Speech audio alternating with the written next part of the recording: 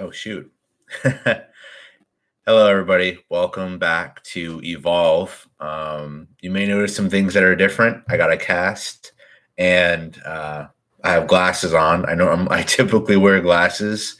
I've just been blind this whole time. So if you're wondering why the new look, it should have been a look that should have been in effect a while ago. So uh, get used to it. This video, I wanted to talk about perseverance and not more or less my story, but what I think what everybody can um, do to persevere in their own situation. I think this is really important because I think in my lifetime, especially, too many people have given up. Um, I think too many people don't know that they can just keep going, that there are options out there to keep going with whatever it is that you may be experiencing, whether it's trying to get to a career, a level at a career, like a different place, or a situation that you find yourself in now that's just very crippling and hard.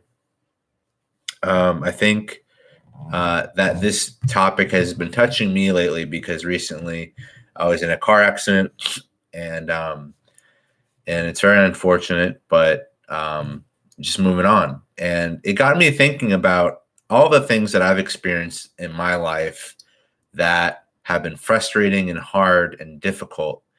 And this idea of, like, beyond all of the limitations that are seemingly in my environment, right? The fact that beyond the limitations that I can see, that there's an abundance of options and opportunities and different routes to go, um, beyond what I can see, right? I feel like a lot of people get stuck in a place where they can't persevere. And in a blog post I've created, I've talked about a dichotomy between people who understand that there's in process of persevering, and then there's the people that move farther and farther away from it because they are now succeeding.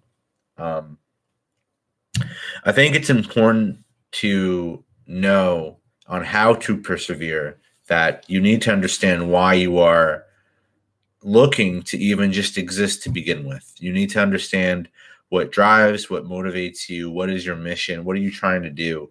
Because without knowing these things, um, it's going to be very difficult for somebody to want to go forward or to want to change and not know why, and not understand the importance of it, and even then to persevere through those situations, right? So I think the first thing that people need to understand is that, with perseverance, there's a dichotomy between two different factions of thought that I perceive to be true. And that is the one faction of people who are in negligence, and the other being in process of persevering or succeeding. So there is succession, and then there is negligence. If you're in a place or position of negligence, you're kind of going through a cyclical reoccurringness of situations, of bad behaviors, bad situations, things happening to you in a reoccurring way. When you're succeeding, there is still the negligence, but it's not encompassing your life in a majority. It's in the minority, right? It's switched, right? It's diluted to the minority now. And now you are succeeding in life, and you see negligence as the thing in the room that you can conquer very easily, right? And to put this in a practical sense, I'll give you this example of what I am experiencing. I just got into a car accident. I don't have a car for the moment. A lot of people a lot of people in my situation, especially getting hurt and injured, going through these motions of struggle in a temporary situation, right? I don't see the situation as it being the totality of my story. I am not the victim. I am just the bystander of situations that have happened that I participated in. And now I get to choose whether or not I want to stay with this mentality of this happened to me, I'm going to stay here, right? Which is what a lot of people do in situations. They become the story, they feed into the narrative of that one experience, and then they stretch it out to create this whole story that is their life about this thing. And if you do this, this is being in the place of negligence. In my situation, I know that's not true. I know that it's a car accident, things happen. You just need to move on. You need to do the due process of whatever needs to be done, getting healed, going to hospital visits, calling banks and getting a new vehicle, getting whatever the case may be. In my situation, I know that I am not a victim. I'm just going through the motions of experiencing this experience, as unfortunate as it is. I think a really big issue that people have in not being able to persevere is getting connected, very connected emotionally to experiences, conditioning oneself to connect and identify more and more with what's happened, right? It's already in the past, but you have people now that it becomes their story, it becomes their narrative. The person that loses their house doesn't, move forward. They become homeless. Now they identify as homeless, and now they are stuck because the story that they've told themselves doesn't really.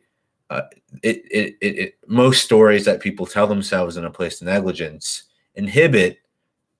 perceivingly inhibit opportunities, and this happens. It's an equation of your response, how you react to a situation, the emotional connectedness that you have, where you displace, right, your thoughts in the situation, your heart, your thoughts, your emotions.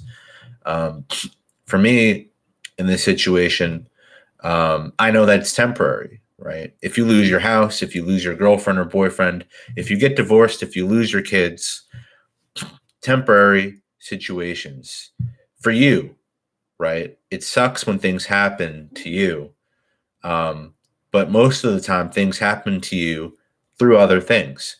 If you are divorced and you have kids and you can't see your kids, it's only temporary. Maybe you'll see them later down the road, right? If you lose your house and you're evicted and you're homeless, good news. You're now in a new situation. You get to create what you want to hereafter, right? I got into a car accident.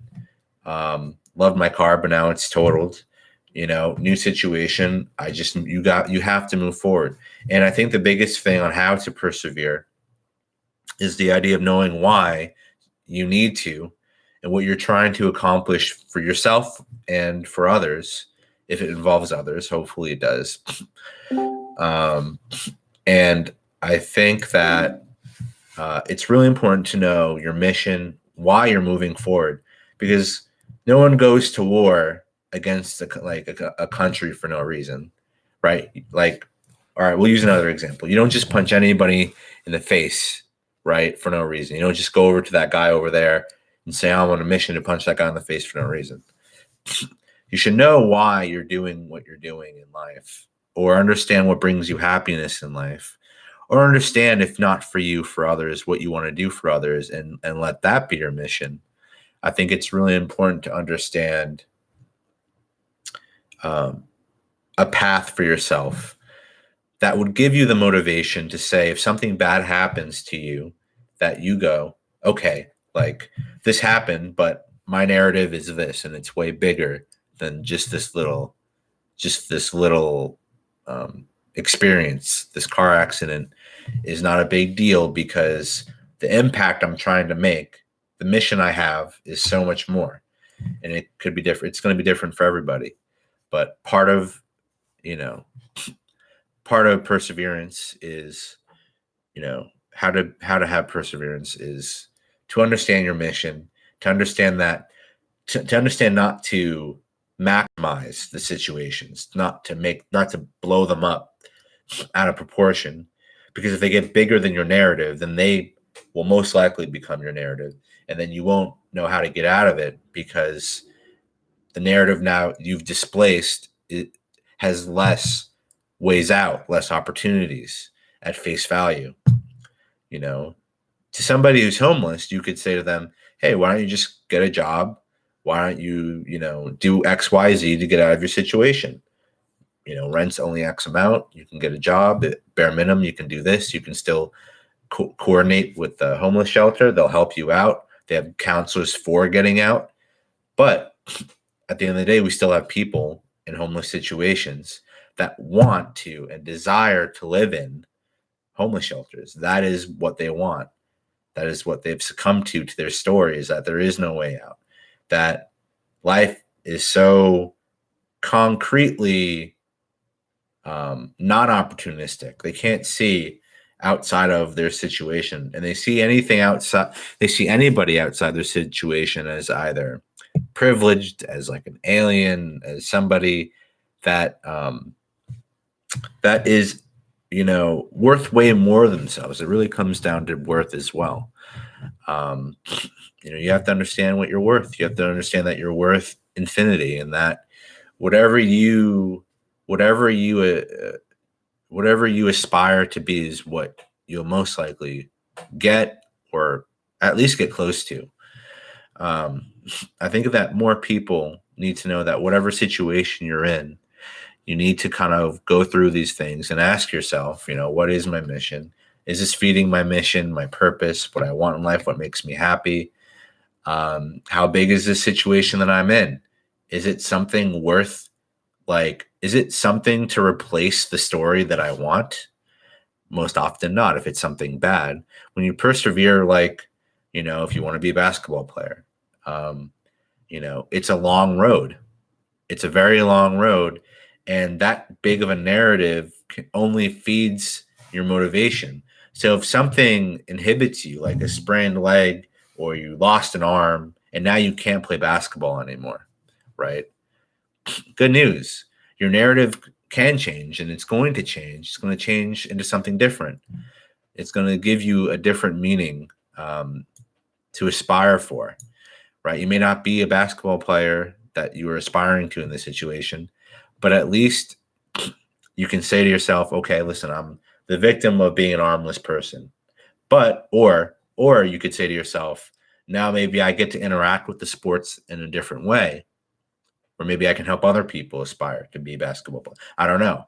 But you have an infinite possibilities and infinite missions, infinite purposes and drives for things in life. Don't let your story and narrative be based off of a situation that only inhibited you. Why only be the abused boy or girlfriend in a relationship when you can be the happy, healthy person in a relationship with somebody else, right? Why feel like being trapped is the only option when it's only a mental box, right? You're not physically trapped. You could walk away at any moment. Nobody's got handcuffs on you, right? A lot of people subscribe things to themselves mentally that aren't real, and it just takes a while to get over them. And I don't think it's really about really believing that you can't leave a shitty situation. You can, but I think that when people think about leaving situations that don't serve them, they then ask themselves, well, what else is there? Now I'm starting from scratch. Guess what? You're going to start from scratch a lot in life.